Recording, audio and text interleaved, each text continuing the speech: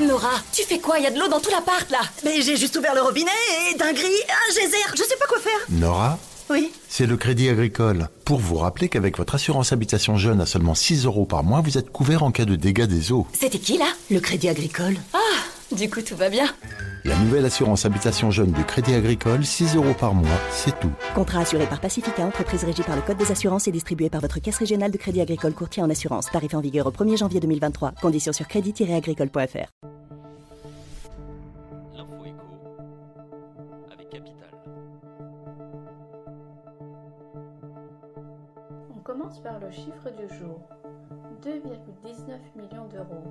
C'est, en moyenne, la somme totale versée en 2021 aux 10 agents les mieux rémunérés dans la fonction publique d'État, soit un salaire mensuel brut moyen de 18 261 € par agent concerné, d'après les données dévoilées dans un document annexé au projet de loi de finances pour 2023.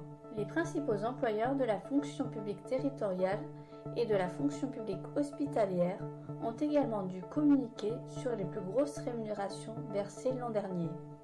Découvrez combien gagnent les agents les mieux payés de la fonction publique sur notre site.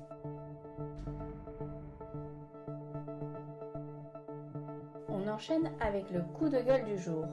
Le gouvernement a décidé de repousser d'1 an le transfert du recouvrement des cotisations Agirc-Arrco, régime de retraite complémentaire des salariés du privé, vers les URSSAF. Ce transfert devrait donc avoir lieu en 2024.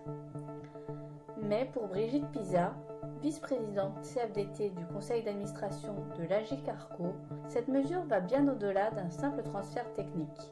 Elle estime que l'État cherche par cette manœuvre à capter les finances du régime. On est en train de voler la retraite des Français, confie-t-elle à Capital.fr. Une interview à retrouver sur notre site.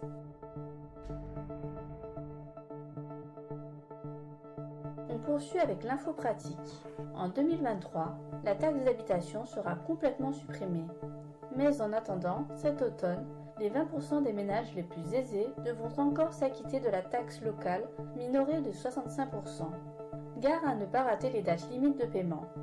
Si vous optez pour le paiement dématérialisé, en ligne via un ordinateur, une tablette ou un smartphone, vous avez jusqu'au 20 novembre à minuit. Sachez également que si votre taxe d'habitation est inférieure à 300 €, vous pouvez régler son montant par chèque ou chez votre buraliste.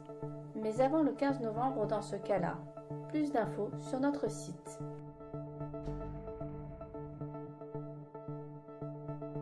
On termine avec le mot du jour. 4 ans après leur apparition dans l'Hexagone, les virements instantanés ne représentent que 3% des volumes de virements réalisés dans notre pays, selon la Banque de France. Pour rappel, cette technologie permet d'envoyer et de recevoir un virement en moins de 10 secondes, quand l'envoi classique d'argent nécessite au moins 24 heures. Plusieurs projets devraient cependant donner un vrai coup de boost au virement instantané. Ces initiatives pourraient transformer les habitudes de paiement des particuliers, comme le détaille notre article à retrouver sur capital.fr. C'était l'info éco avec Capital. Pour accéder à plus de conseils, réfléchir et agir avec un temps d'avance, abonnez-vous à Harvard Business Review France et recevez le magazine, ses hors-séries et un accès illimité à tout le contenu du site web. Profitez de 10% de remise sur votre abonnement avec le code promo PODCAST sur le site prismashop.fr.